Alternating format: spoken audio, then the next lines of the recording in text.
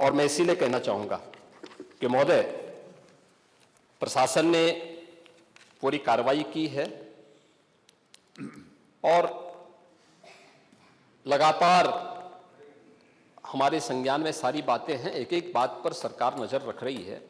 25 करोड़ की आबादी का प्रदेश है और 25 करोड़ की आबादी के प्रदेश में पिछले 7.5 वर्ष के दौरान सभी पर्व और त्योहार शांतिपूर्ण तरीके से संपन्न हुए हैं।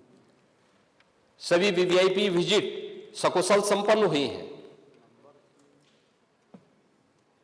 अयोध्या में श्री राम जन्मभूमि पर भगवान राम के भव्य मंदिर के कार्यक्रम को भी, जिसको लेकर के आप बहुत बड़ा पहले प्रदेश के मन में भय पैदा करते थे, वह भी सकुशल संपन्न हुआ।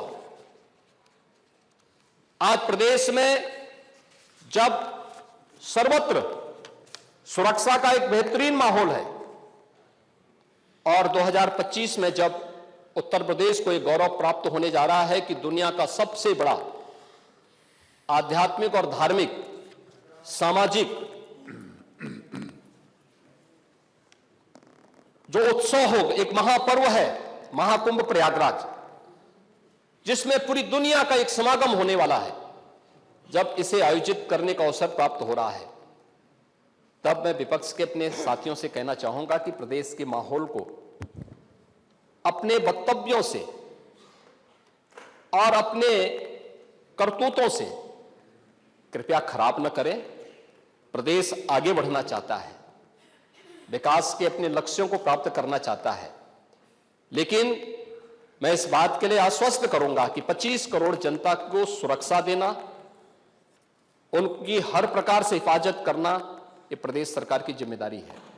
लेकिन अराजकता, पत्थरबाजी और किसी भी इस प्रकार के आदेश के खिलाफ जो माननीय न्यायालय ने आदेश किया है, उसके बाद भी कोई कानून को अपने हाथों में लेकर के कानून को ठेंगा दिखाने का प्रयास करेगा तो सरकार उससे सख्ती से निपटने का काम भी करेगी।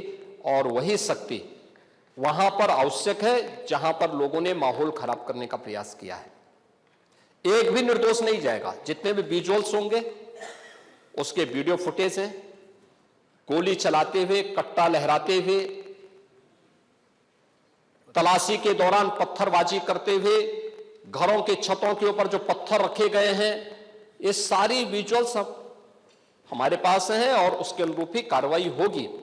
हां, ये जरूर आश्वस्त करते हैं कोई निर्दोष के खिलाफ कोई कार्रवाई नहीं होने वाली, अब तक नहीं हुई है, आगे भी नहीं होगी, लेकिन कोई दोषी होगा उसको कोई बचा भी नहीं पाएगा। यह भी मैं इस सदन के माध्यम से पूरे प्रदेश के अंदर बहुत स्पष्टता के साथ कहना चाहूंगा कि सरकार की जीरो टॉलरेंस की नीति पहले दिन से है। अपराध और अपराधियों के प्रति, दंगों और दंगाइयों के प्रति वही जीरो टॉलरेंस की नीति के साथ सरकार कार्य करेगी। इन दोनों मामलों में राजनीति की बजाय हमें समग्रता की दृष्टि से देखना होगा और समग्रता की दृष्टि से ये जो मैंने पहले माननीय नेता विरोधी दल को कहा कि आखिर ये कहां लिखा है संविधान में कि किसी मुस्लिम बाहुल्य क्षेत्र में हिंदू शोभा यात्रा नहीं निकल सकती, और जब आप रोकते हैं तभी हिंदू पक्ष से भी रिएक्शन आता है कि साहब हम भी नहीं जाने देंगे। मुझे आश्चर्य होता है इन बातों को लेकर के कि मस्जिद के सामने से नहीं निकलने देंगे। क्यों नहीं निकलने देंगे? ये सड़क क्या किसी की है क्या? ये सार्वजनिक मार्ग है, कैसे आप रोक सकते हैं? परंपरागत बहराइच में भी एक परंपरागत जुलूस था, परंपरागत जुलूस था, वही मैं कह रहा हूं, परंपरागत जुलूस था, और उसी परंपरागत जुलूस को आगे बढ़ाने के लिए सारे कार्यक्रम संपन्न हुए थे, आगे भी संपन्न होंगे। लेकिन ये चीजें तय करना, ये कहना कि उत्तेजक नारे लगाए जा रहे थे, जय श्री राम का नारा उत्तेजक नहीं है, ये हमारी श्रद्धा का नारा है, हमारी आस्था का प्रतीक है। कल मैं आपसे कहूंगा कि अल्लाह अकबर का जो स्लोगन है ये हमें अच्छा नहीं लगता, नहीं, आपको हम रोकें तो क्या आपको अच्छा लगेगा? नहीं, आपको नहीं, मुझे मतलब होने की आवश्यकता ही नहीं। मुझे आवश्यकता ही नहीं इसकी। नहीं, मुझे इसकी आवश्यकता ही नहीं है।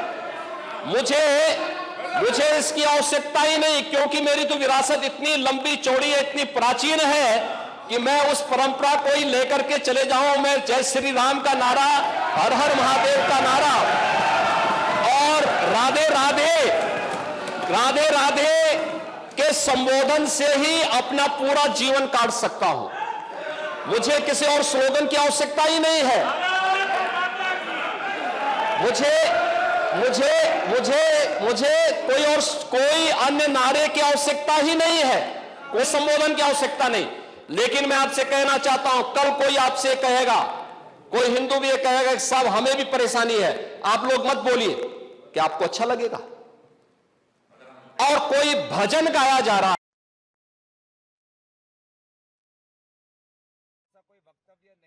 के प्रतीक भी है और भक्ति के प्रतीक भी है। नहीं तो वही तो ऐतराज है, समस्या तो उसी बात को लेकर के है, सारा विवाद तो उसी बात को लेकर के है, सारा विवाद तो उसी बात को लेकर के है। और मुझे लगता है आपने बाबरनामा पढ़ा होता तो आप मुझसे बहस करते ही नहीं, जिसमें स्वयं मीर बाकी के द्वारा हरिहर मंदिर तोड़ने का जिक्र किया गया है। क्या बात करते हैं आप? और मुझे लगता है ये जितने लोग यहां पर हैं, ये वहां पे कोई नहीं रहा होगा, लेकिन आपके फोरफादर और फोरफादर के आगे की पीढ़ी उसकी भुक्त भोगी रही होगी, इसलिए आज इस स्थिति में आप लोग वहां पे हैं। कुंदरकी में लोगों का एहसास हुआ है, एक दिन एहसास आपको भी होगा और जरूर होगा। और इसीलिए मैं आपसे कहना चाहूंगा कि ये सनातन की जीत है, जो कुंदरकी की जीत है, ये भारत की वास्तविक जीत है, ये भारत के संविधान की जीत है, जो कुंदरकी, कटहरी, खैर, गाजियाबाद, मीरापुर, फूलपुर, मझवा यहां पे हुई है। ये वास्तव में यही है भारत के संविधान। आप तो सबको कटघरे में खड़ा करते हैं। मुझे आश्चर्य होता है कि आखिर आप मानते किसको हैं? आप मानते किसको हैं? मुझे एक बात बताओ कि भारत के संविधान के अनुरूप माननीय उच्चतम न्यायालय, एक तरफ आपने सर्वे के बारे में माननीय उच्चतम न्यायालय की बात का स्वागत किया और माननीय उच्चतम न्यायालय ही एक बात को कहता है, बार बार भारत के माननीय उच्चतम न्यायालय ने समान नागरिक कानून की बात देश के अंदर लागू करने की कही है। और भारत अकेला देश है जिसमें बहुसंख्यक समाज अपने लिए विशेष अधिकार की मांग नहीं करता है, बल्कि एक समान नागरिक कानून की मांग कर रहा है।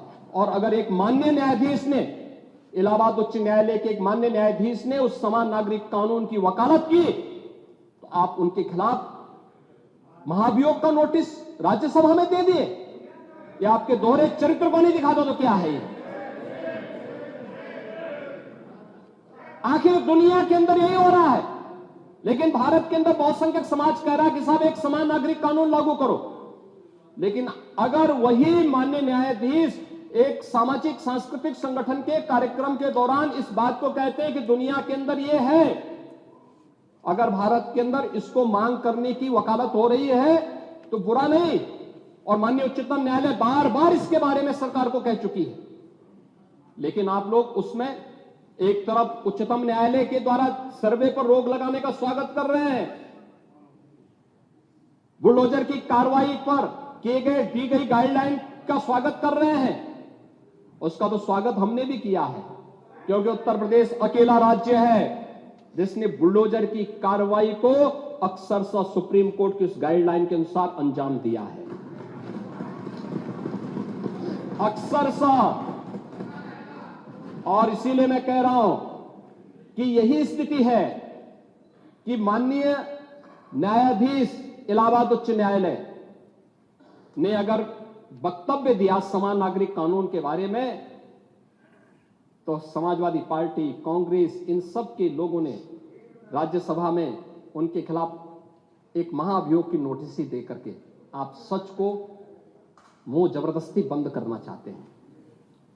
और वहीं पे नहीं किया आपने, यहां पर भी आप चुप नहीं रहे। राज्यसभा के माननीय सांसद, माननीय सभापति तो भारत के महामहिम उपराष्ट्रपति भी हैं, उनके खिलाफ भी अविश्वास प्रस्ताव की नोटिस दे दी गई। इसलिए क्योंकि उन्होंने सदन स्मूथली चलाने के लिए सदन के सभी पक्षों से कहा। एक सभापति के रूप में, एक चेयरपर्सन के रूप में उनकी जिम्मेदारी यही है, उन्होंने इसी बात को कहा। लेकिन एक किसान का पुत्र कैसे इतनी बड़ी कुर्सी पे पहुंच गया, ये लोगों को अच्छा नहीं लग रहा, ये अच्छा नहीं लग रहा है। इसलिए अविश्वास प्रस्ताव को नोटिस। चुनाव के दौरान चुनाव आयोग को कटघरे में खड़ा किया गया, चुनाव आयोग को कटघरे में खड़ा करने का प्रयास, यानी जबरदस्ती आप गन पॉइंट पर अपनी बातों को मनवाना चाहते हैं संवैधानिक संस्थाओं से। मुझे लगता है यह चरित्र अच्छा नहीं है, यह स्वस्थ लोकतंत्र के लिए अच्छी परंपरा नहीं है।